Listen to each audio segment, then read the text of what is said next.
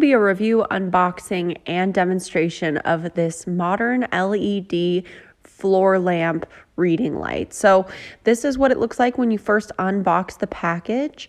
Assembly was super easy. You're going to want to assemble the main arm of the floor lamp. This is already attached to the light itself, and essentially you're going to put this into the base that it comes with.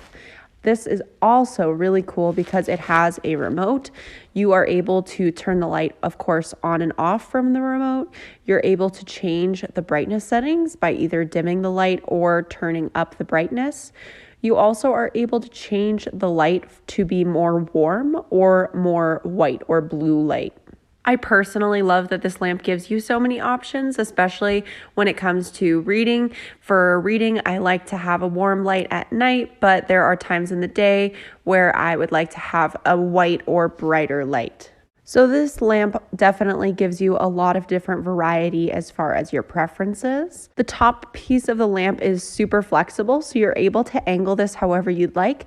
This is great for reading. However, we love keeping this lamp in our room just as a nightlight. This lamp also has a narrow control panel on the side of the lamp in case you want to change it that way. Overall, we'd highly recommend.